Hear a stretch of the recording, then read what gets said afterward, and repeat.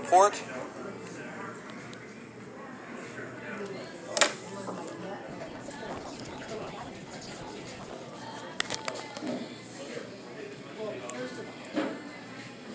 Senator from Maryland, Mr. Van Hollen, proposes an amendment number 1298. At the appropriate... Is the Chief Justice aware that in the impeachment trial of President Johnson, Chief Justice Chase, as presiding officer, cast tie-breaking votes on both March 31st and April 2nd, 1868? I am, Mr. Leader. The one concerned a motion to adjourn, the other concerned a motion to close deliberations. I do not regard those isolated episodes 150 years ago as sufficient to support a general authority to break ties. If the members of this body, elected by the people and accountable to them, divide equally on a motion, the normal rule is that the motion fails. I think it would be inappropriate for me, an unelected official from a different branch of government, to assert the power to change that result so that the motion would succeed. Mr. Chief Justice. Senator from Maryland. Mr. Chief Justice, I send an amendment to the desk to have the Chief Justice rule on motions to subpoena witnesses and documents and to rule on any assertion of privilege. And I ask that it be read. The clerk will report.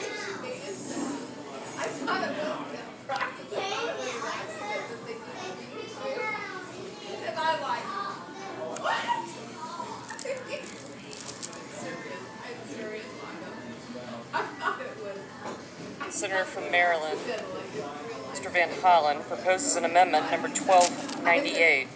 At the appropriate place in the matter following the resolving clause, insert the following.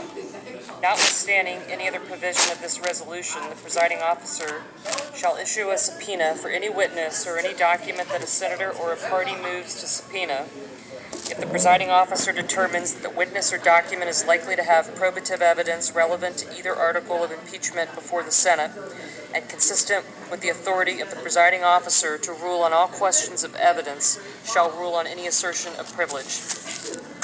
Leader is recognized. Mr. Chief Justice, I move to table the amendment and ask for the ayes and nays.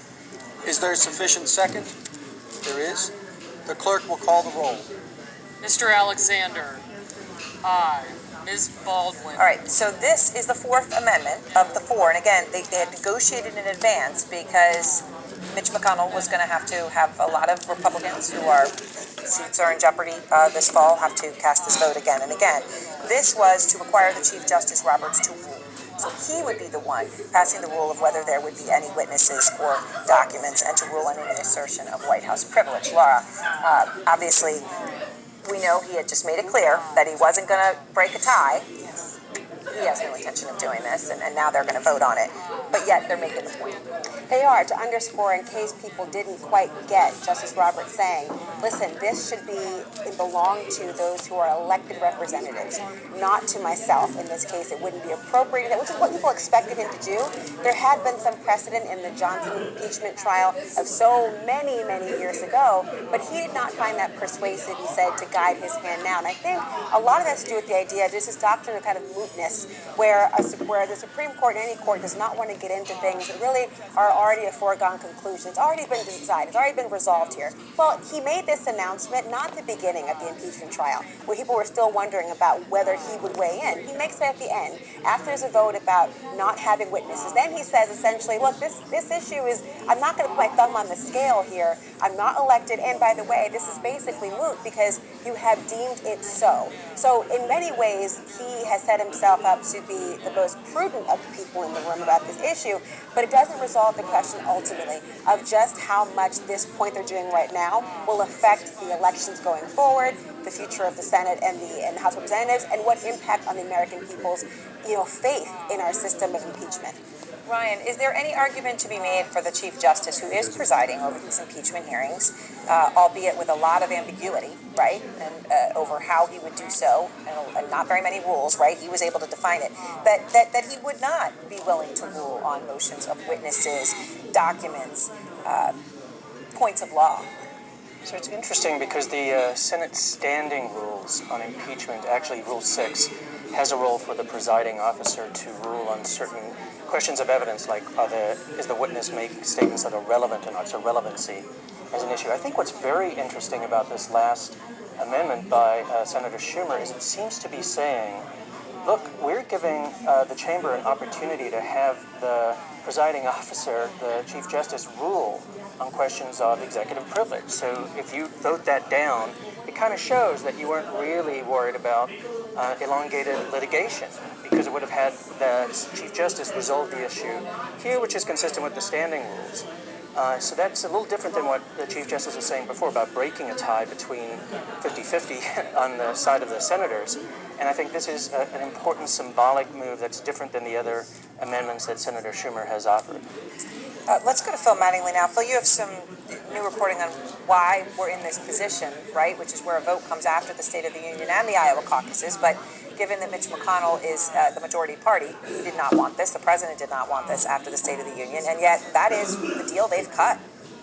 Yeah, that's exactly right, Aaron. We talked at the beginning of the show about kind of the competing pressures here between Republicans internally, Republicans versus Democrats, and basically what we've heard from Republicans in the wake of the decision being made is that they felt like they basically didn't have a choice. What Democrats were putting on the table for them was essentially the deal that they have right now, or tactics that were dilatory enough to essentially have gone through the course of another week, according to Senator John Thune. And to underscore how big of a potential issue this was, given the State of the Union, I'm told by a source familiar, Senator McConnell, the majority leader, called President Trump, walked him through the resolution, walked him through the details of things and kind of the realities on the ground inside his conference and in the Senate, and the president ended up signing off on things. But it kind of shows you that this was pretty tense up here for a little while, and to some degree, Democrats ended up having some leverage, knowing that McConnell didn't necessarily have the votes inside his conference to move forward on something, and trying to utilize that leverage. Now, I will tell you, Aaron, every single Democrat is going to vote against this resolution when they have the final vote on it, but it just kind of underscored that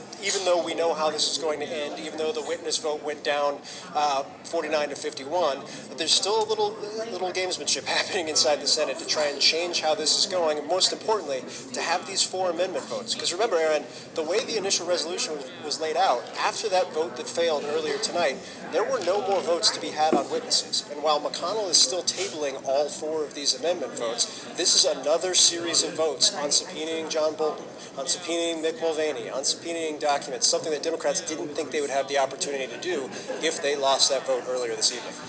So now, Laura, it has been not once, not twice, not 3, not 4, but 5 times that Republicans have had to vote against witnesses when there is a witness willing to testify who's saying the president did exactly what he is accused of doing. And they believe that witness. I mean, they believe what's And many in of them have said they right. right. They believe what's in it. They say it's not, and Lamar Alexander, speaking yesterday in his statement, it's not really whether the president did it, it's what we're going to do about it. And just think about how their defense of Trump has gone. It went from, you have no evidence to prove he did anything wrong, Perfect call. Yeah, perfect call, to, okay, well, you know what, that's not really an abuse of power, even if what you say is true, to, you know what, we believe you, it probably was an abuse of power, but we don't want to take him out of office. I mean, how do you explain and reconcile that for people? And the only way you can really do it is this entire thing, I think, for many people in the Senate was about a self-fulfilling prophecy. These questions were rhetorical. The idea of what they wanted to gain from that was something that was really trying to just prove the point. They are now handing this tally to the Chief Justice. Here he is. If no, the yeas are 53, the nays are 47. The motion is agreed to.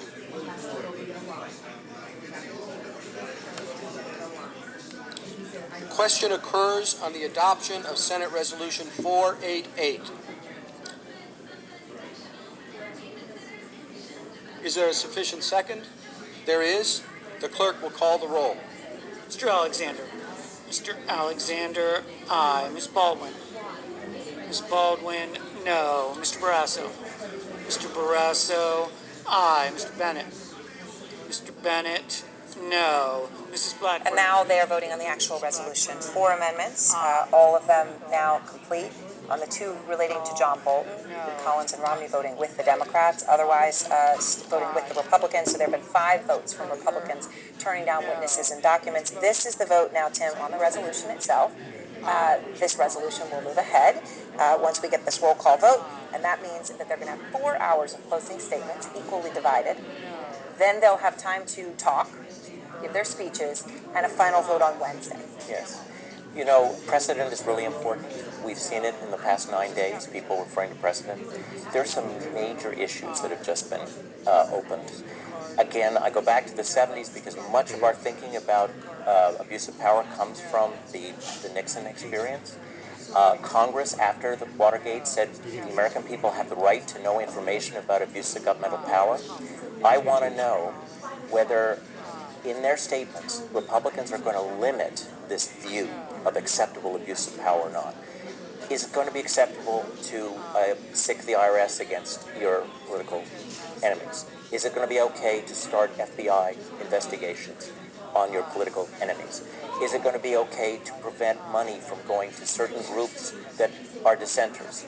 Is it going to be okay to do? These are things that the Nixon administration did, and Congress recognized, and both Republicans and Democrats said, oh my God, the power of the presidency, we have to do something to contain it. The Republicans have opened the Pandora's box, allowing the possibility of abuse of power. Okay, we're talking about Ukraine, but the domestic consequence of this could be enormous. Are they going to use their statements next week to say, well, you know, what we really mean is this?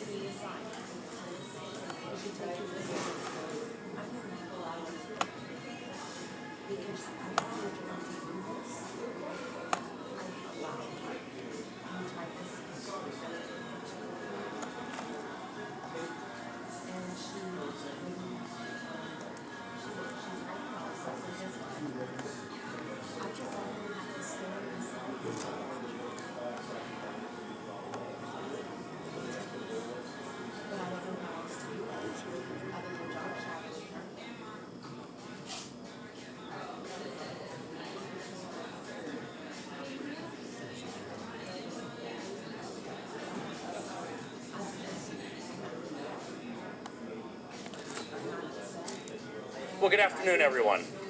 I'm Alex Azar, Secretary of Health and Human Services and Chairman of the President's Task Force on the Novel Coronavirus. I'm going to start by turning things over to Dr. Robert Redfield, the Director of the Centers for Disease Control and Prevention, to discuss the current situation on the novel coronavirus. Dr. Redfield? Thank you, Mr. Secretary.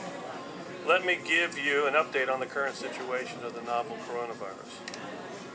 First, though, I want to emphasize that this is a serious health situation in China, but I want to emphasize that the risk to the American public currently is low. Our goal is to do all we can do to keep it that way. Second, I want to recognize the concern that the American public may have. And I want to reiterate what I just said. Currently, the risk to the American public is low. As of today, there are nearly 9,700 cases in China, with more than 200 deaths. Additionally, currently there are another 23 countries that have confirmed totally 132 cases. This also includes 12 individuals who have been confirmed in 6 countries who did not travel to China. CDC has launched an aggressive public health response focused on early case recognition, isolation of those cases identified, and contact tracing around those individuals. This response is a layered response, which includes both targeted airport screening as well as heightened education and awareness of the American healthcare community to be vigilant in ascertaining the possibility of recent travel to China when they are evaluating patients with upper respiratory tract infection. To date, we have confirmed 6 cases of this novel virus in the United States. Most recent case had no travel history to China, but was a close personal contact of one of the previous cases that we had identified through our aggressive contact tracing. In addition, there are currently 191 individuals that are under investigation. Once again, I want to emphasize Infectious disease to discuss the underlying rationale for the actions that I will be discussing after he concludes. Dr. Fauci? Pretty accurately what the range of the mortality is and the hospitalizations, as we've done over the years. The issue now with this is that there's a lot of unknowns. As you can see just from the media, the number of cases have steeply inclined each and every day.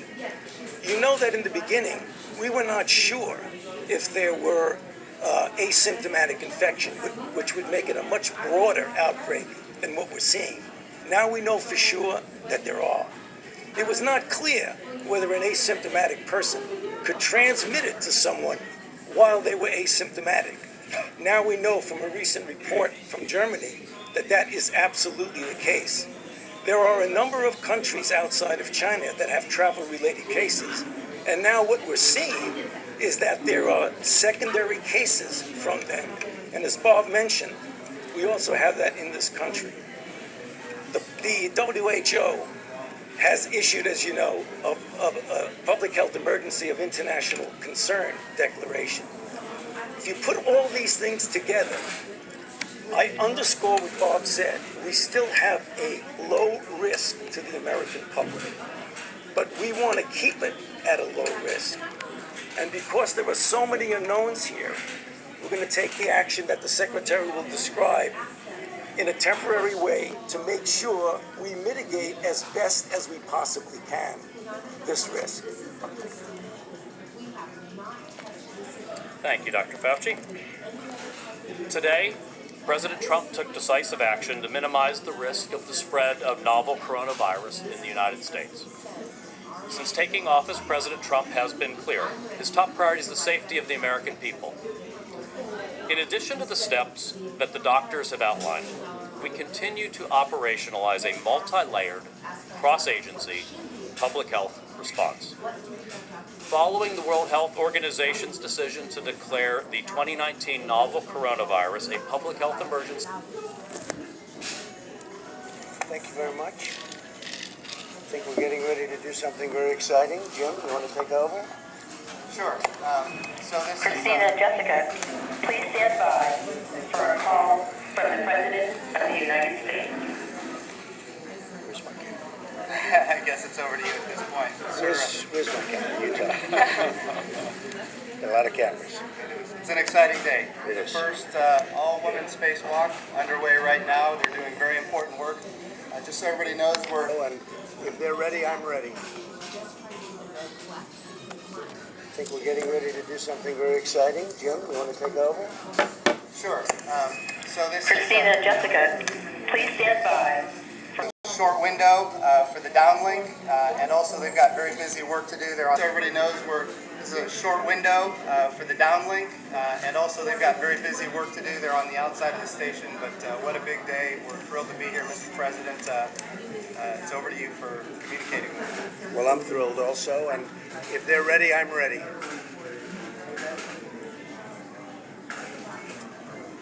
Can we confirm that the link is live?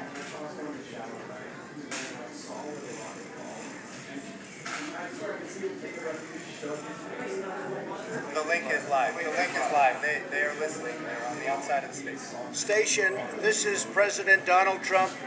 Do you hear me?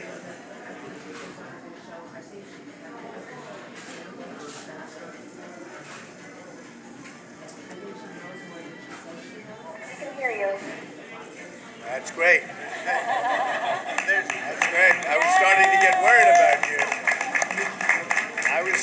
get worried about you. You're in an interesting place. I thought we may have to be a little emergency work. I don't think that'll ever be necessary with you.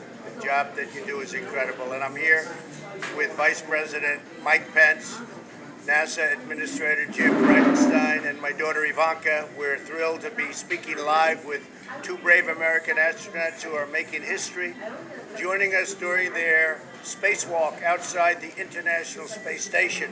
And this is the first time for a woman outside of the space station.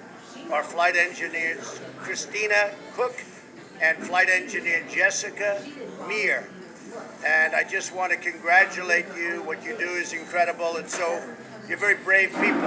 I don't think I want to do it, I must tell you that, but you are amazing people. They're conducting the first ever female spacewalk to replace an exterior part of the space station. They're doing some work, and they're doing it in a very high altitude, an altitude that very few people will ever see. Congratulations, Christina and Jessica, on this historic event. This is truly historic, and you're right now on television all over the world, so don't get nervous.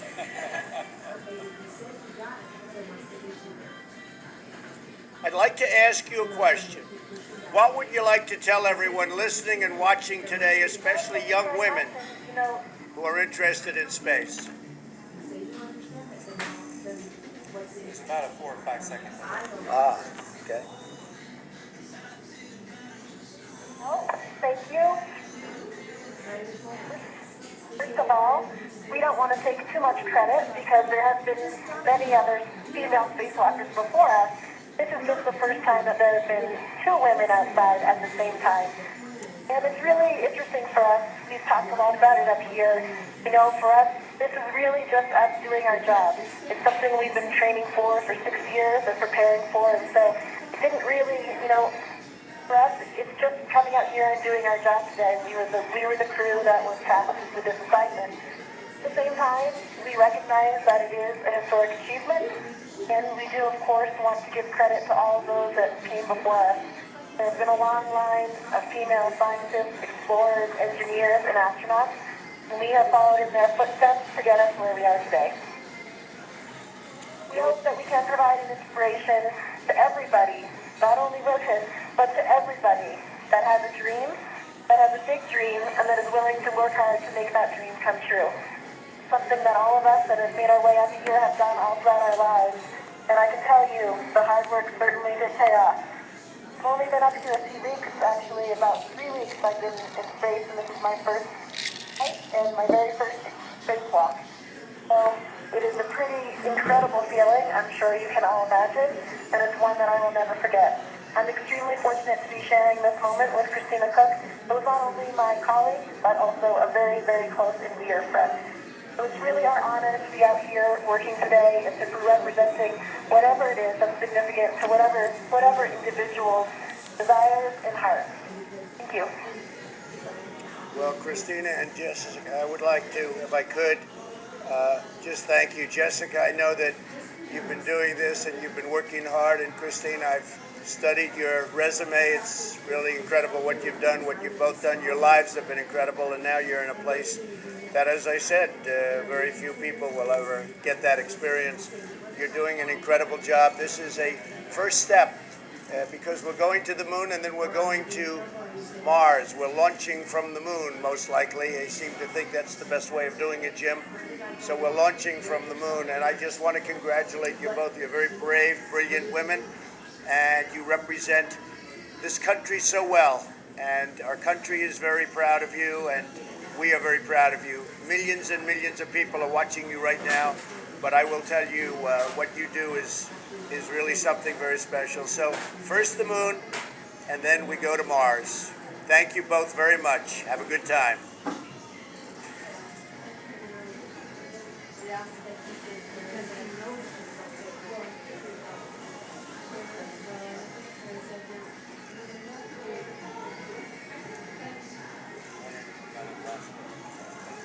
Maybe they didn't like my message.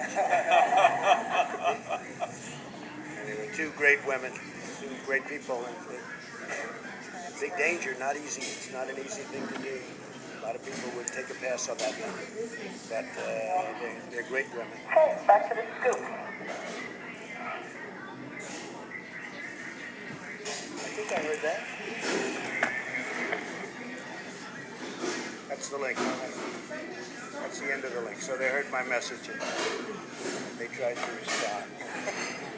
face. I assume they're okay. Anyway, they're actually outside of the ship. So that's something, right? That's the first time that's The taken first time place. since 1969 that a president has spoken to astronauts outside of the space station. That was it's a great thing. And when are they coming back? What's the timing? So each one is different. Christina Cook is actually going to be have the longest single endurance mission. We're resuming normal operational communication. Okay. So she's going to be on space station for, I think it's about 10 months, which is the longest we've ever had a woman on the space station ever. What's the longest for a man? 345 days. So why don't you have the woman break the record? Well, we have a very tight schedule when it comes to windows to get back and forth to the International Space Station. But that's within the realm of what is possible. We're working on schedules. And next woman on the moon, right? That's right. By direction of the President, we will have the first man, or I should say the first woman and next man on the south pole of the moon will be American. And what's your timing of that? Well, better not say. Get it done before you talk about it. Okay, yes, sir. The goal is 2024. If all things go according to plan, 2024 is within the realm of what is possible, and we're working hard to make that a reality. And because of the fact that we've been there, as I've said to you many times, we've been there a long time ago, it's really being done as a launch for Mars. Is that correct? That's right. We're building a habitat in orbit around the moon, a space station in orbit around the moon, and that will be launching in 2022. And once that is deployed, that will be modified into a Mars ship that will take us all the way to Mars. And between now and then, we want to build a sustainable architecture at the moon. We need to learn how to live and work on another world for long periods of time. And then we go to Mars, because when you go to Mars, Earth and Mars, we're only aligned on the same side of the sun once every 24 months, or 26 months. What that means is we have to be willing to stay. Right. We need to learn how to live and work on another world. I see. Yeah, right. So that's what the moon is all about. That's going to be very interesting. It's very exciting times. And that whole program was dead when I took it over, when we came into office, and something that Mike liked very much and I liked very much. And you're both doing a fantastic job, and everybody's doing a fantastic job. It's been totally reinvigorated, I think, to a level that it's never been at. And we're also thinking in terms of defense. We have the Space Force happening. That's going along very nicely, as you know. We're creating a new force, and it's called the Space Force, and that's a big thing. And that'll be working along very closely with you. So that's beyond going to the moon and Mars. That's also defense of our nation. That's right. Which is very important. Anywhere there's commerce, it needs to be defended. And we are industrializing space. It's going to be an export for the United States, and that's going to be very positive. In fact, it already is. We need to grow it. And so we're working very hard to commercialize it, make it an export.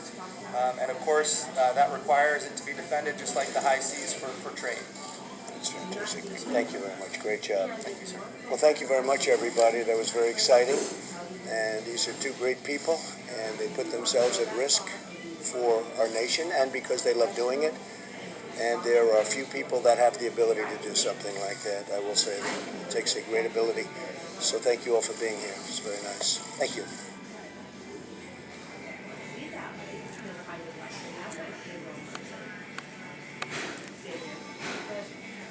I'm in my own apartment, and I'm also with 3 of my children, and I'm doing very hard work. That hard work consists... Good morning. I'm honored to welcome each of you here today to the White House Summit on Human Trafficking, honoring the 20th anniversary of the Trafficking Victims Protection Act. On behalf of the President, thank you for joining me to celebrate this milestone and to recognize the incredible work that has been done across this country to tackle modern-day slavery, pursue justice for victims, and hold traffickers accountable. Thank you to Attorney General Barr, Secretary Scalia, Secretary Azar, Acting Secretary Wolf, Deputy Secretary WA.GOV for all being here today. Under your leadership and in coordination with the full of government, the United States is committed to ending human trafficking in all of its grotesque and evil forms.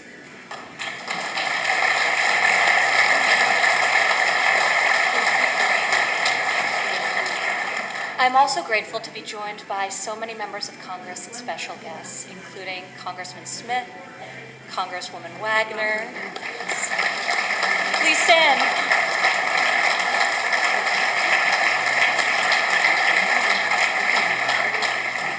Congressman McCall, Ambassador at Large, yes. Ambassador at Large for International Religious Freedom, Brownback.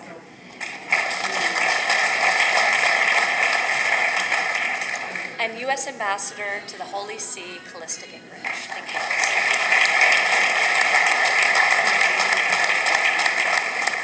Further among us, and I'd love you all to stand as well, are members of the U.S. Advisory Council on Human Trafficking, the President's Public-Private Partnership Advisory Council to End Human Trafficking, as well as recipients of the Presidential Award for Extraordinary Efforts to Combat Trafficking in Persons. Thank you.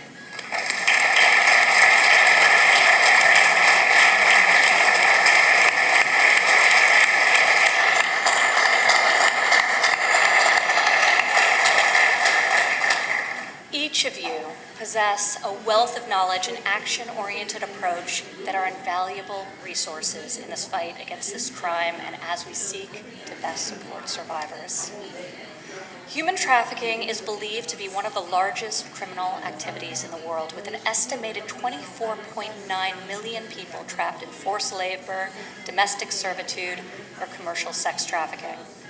It is also, sadly, one of the most lucrative illegal industries worldwide, generating over $150 billion in annual profit.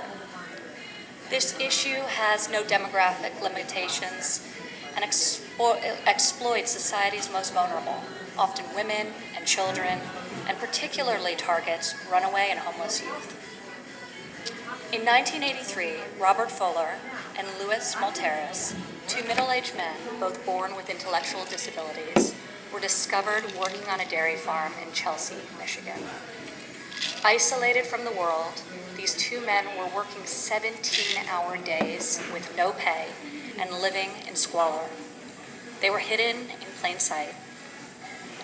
The ruling of United States versus Kobminski, as Robert and Lewis's case would come to be known, recognized that the U.S. involuntary servitude and slavery statutes were not sufficient in their scope, lacking necessary provisions to guarantee protections for these men and so many others.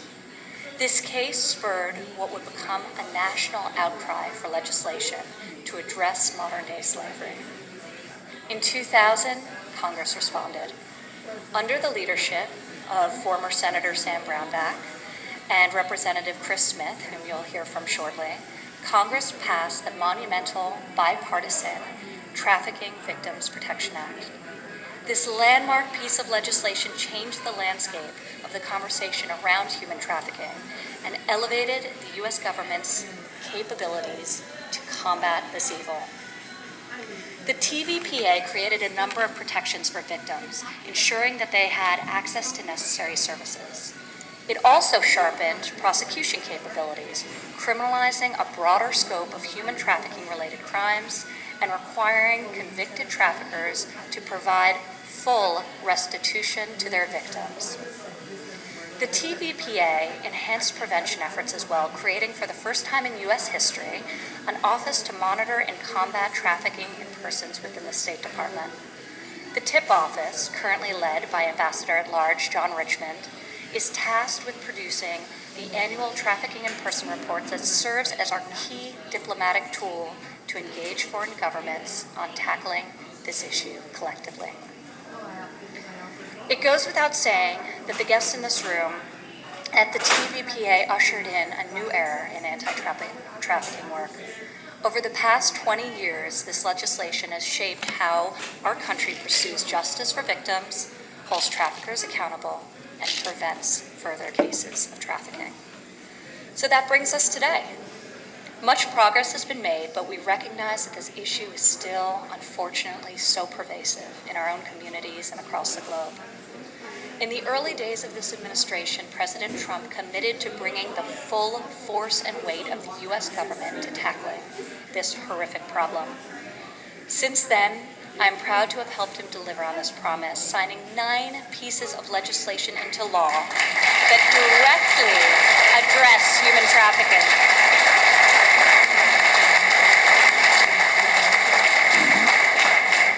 And we're just getting started. These bills, amongst other things, expanded on the provisions of the TVPA of 2000 to include required law enforcement victim training and HHS grants authority for academic institutions to educate teachers and students of signs of sex and labor trafficking, and so much more. In 2017, President Trump signed an executive order to dismantle transnational criminal organizations, including those trafficking human beings. This action elevated human trafficking as a national security issue, as traffickers' profits enrich their organizations at the expense of human lives. Further, the President has prioritized funding for anti-trafficking work, proposing a $42 million budget increase for 2021 that will enhance human trafficking investigations, prosecute victim services.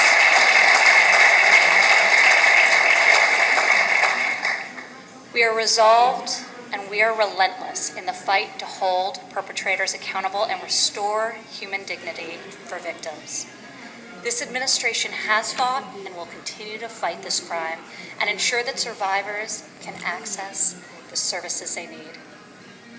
Human trafficking is not solely an international issue or a crime that must occur across borders. Human beings are being sold right here in America, in our own backyards and in our own communities, in neighborhoods across this country, in rural and urban communities, as well as tribal lands. We cannot turn a blind eye to trafficking that happens at home, and we cannot tolerate the exploitation of our own citizens.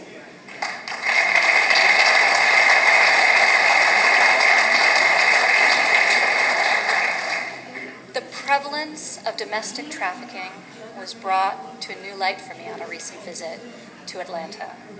Facing one of the nation's highest rates of human trafficking, the city of Atlanta has taken big strides forward to equip survivors with long-term care and the skills they need to succeed as they begin to rebuild their lives. One of those facilities leading this effort in Atlanta is Wellspring Living, a nonprofit providing a path forward to survivors of domestic sex trafficking. Wellspring's motto is to live and dream again, a beautiful testament to what I witnessed that day. I met incredible, courageous women in Wellspring Living's Women's Academy, which is dedicated to helping survivors attain skills for their GED, an apprenticeship, and a future career. A few of those ladies join us here today, including Jessica Hamlet. Jessica's story is one of remarkable transformation. Jessica shared with me her very personal and heartbreaking experience of being trafficked for sex domestically after surviving childhood abuse, losing custody of her children, and facing serious challenges with drug addiction herself. Despite all this, Jessica recently completed an apprenticeship at Delta Airlines, regained custody of her beautiful, sweet daughter, who I had the honor of meeting that day in Atlanta, and now works full-time for the city.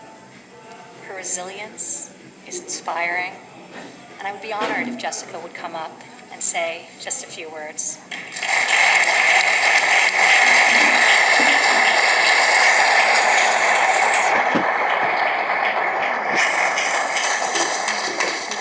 Good morning. My name is Jessica Hamlet, and I am a resilient and creative woman who is here to share a story of hope.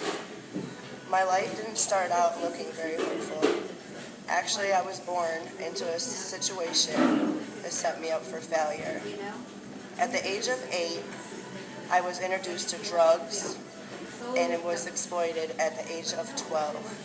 For years, I found myself in the middle of violence and also addiction. A constant nightmare of having to do things that no human being should be forced to do or made to do. I thought this was just the way that life was supposed to be. Until about 5 years ago, I met a woman named Tammy, a Delta flight attendant, who has worked with women inside the jail where I was incarcerated. Tammy realized I was a victim and not a criminal, but I was facing 25 years in prison. And after 2 years of fighting for me, the judge, as well as the statewide prosecutor, was able to say that they agreed to send me to a program so that I could have a chance at life. A constant nightmare of having to do these things had me feeling as if I was never going to have a chance at life.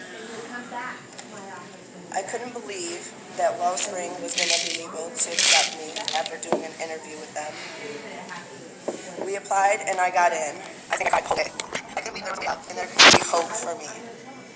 Getting into Wellspring was easy. Staying was hard. Really hard. I packed my bags about 7 different times and said I couldn't do this, or maybe I should just go. But I didn't. I didn't leave at all. My program coordinator, Andrea Hipwell,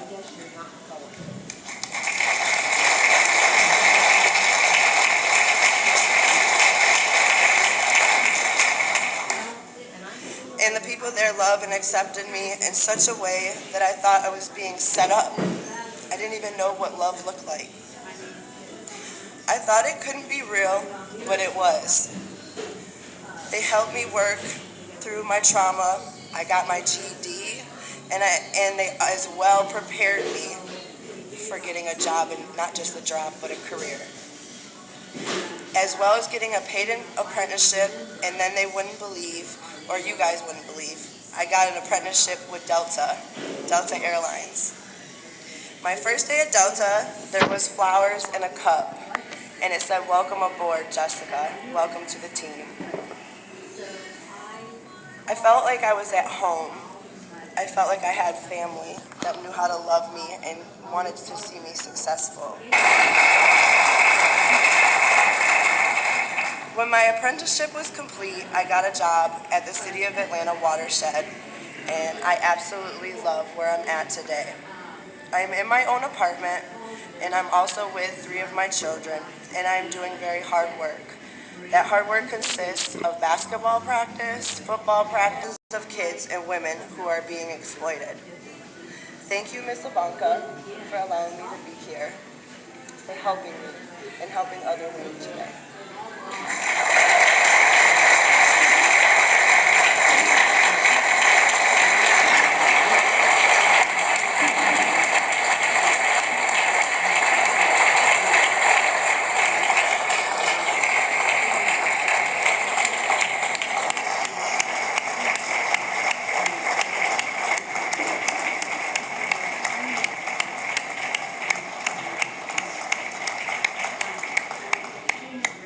Jessica, you have shown courage and resilience that few of us will ever know, and we are so grateful for you being here and sharing your very powerful voice with all of us today. So thank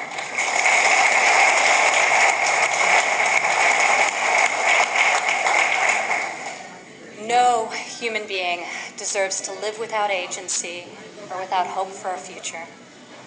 So let us recognize the vigorous work of all those who bring us to this point in history. As a nation, we have taken great strides in combating modern-day slavery, but there's still so much more left to do. We must continue our efforts, and we will be successful in ending this evil scourge.